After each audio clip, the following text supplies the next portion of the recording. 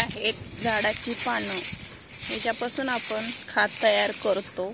हे आपले सगळे पानं झाडाची गोळा करून हे ऑर्गॅनिक खत तयार करतो आपण। हे खत पानं आणि किचन कंपोस्ट त्याच्यापासून आपण खत तयार करतोय। आपल्याकडे खत तयार केलेला आता आहे आपल्याकडे। हे आपण किचन कंपोस्ट झाडांच्या पानापासून किचन मधून आपला जे काही कचरा वेस्ट निघतं त्याच्यापासून हे आपण खत तयार केलेला आहे। इथे पण आहे, हे आपण झाडाला देणार आहे किचन कंपोस्ट। हे आपण कंपोस्ट तयार केलेला आहे मस्त छान असं।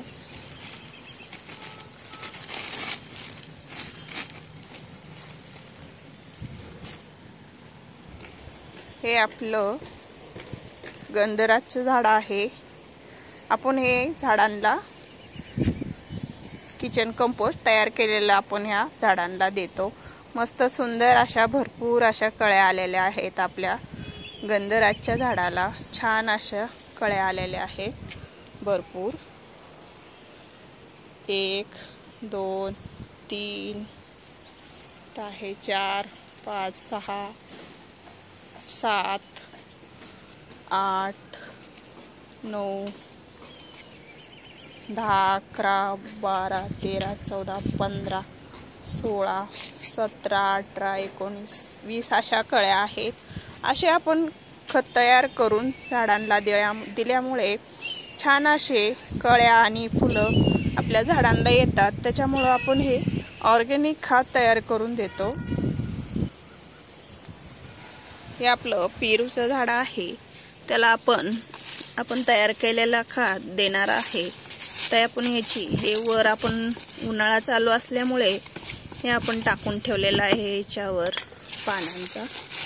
आपलं झाडाची पानं निघतात, हे आपण याच्यावरती उन्हाचा जास्त याच्यावर इफेक्ट पडू नये म्हणून आपण हे झाडाचा पाला टाकून ठेवलेला आहे छान असा। हे आपला पाला आपण असा हा साईडला करायचा आणि आपण हे खत द्यायचा,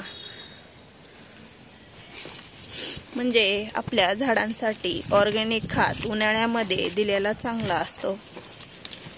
त्याच्यामुळे आपण घरी तयार करून खत आपल्या झाडांना घालतो। चला मग आपल्या पेरूच्या झाडाला आपण खत देऊन घेऊया।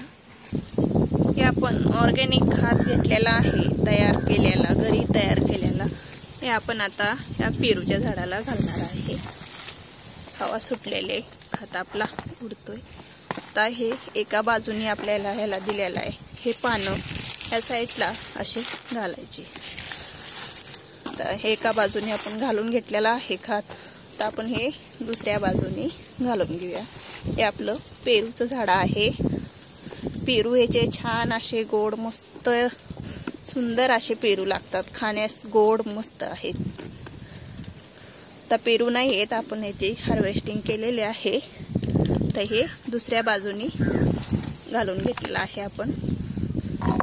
तर छान असा त्याच्यावर हे पाला आपण उन्हाळा पडलेला आहे त्याच्यामुळे झाकून ठेवल्यामुळे चांगला असतो, नाहीतर खत आपला उन्हाळ्यामध्ये वाळून जातो।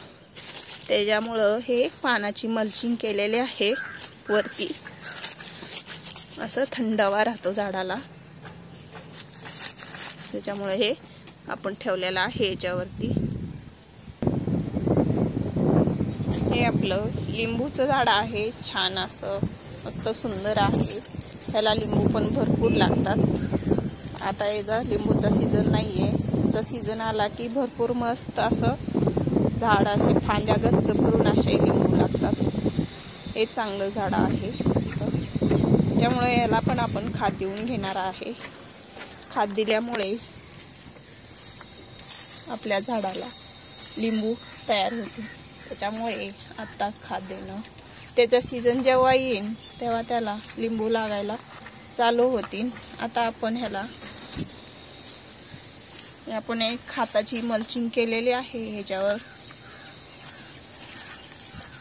याला पण आपण लिंबूच्या झाडाला पण आपण जेवढे आपल्याकडं फळांची झाडं आहेत त्याला आपण खत देऊन घेणार आहे। आपल्याकडं आहे सीताफळाचं आहे, लिंबूचं आहे, डाळिंबाचं आहे। या फळांच्या झाडांना आपण किचन कंपोस्ट देऊन घेणार आहे. तर हे लिंबूच्या झाडाला आपण किचन कंपोस्ट देऊन घेणार आहे. इथं आहे आपलं लिंबूचं झाड. याला लिंबू, आता लिंबूचा सीझन याचा चालू आहे, त्याच्यामुळं ह्याला लिंबू भरपूर असे आहेत. आपण ह्याला पण किचन कंपोस्ट देऊन घेणार आहे. हे आपलं सीताफळाचं झाड आहे. सीताफळाच्या झाडाला पण आपण देणार आहे. सीताफळं लागायला लागले छोटे छोटेसे. हे आपलं डाळिंबाचं झाड आहे. याला पण डाळिंब आहेत छोटे छोटे असे. त्याच्यामुळं आपण हे सगळ्या फळांच्या झाडाला किचन कंपोस्ट देऊन घेणार आहे. हे चिकूचं झाड आहे. त्याच्यावर हे छान असा सुंदर गुळवेल असा चढला आहे चिकूच्या झाडावरती. व्हिडिओ आपला आवडला तर लाईक करा, शेअर करा, सबस्क्राईब करा. धन्यवाद.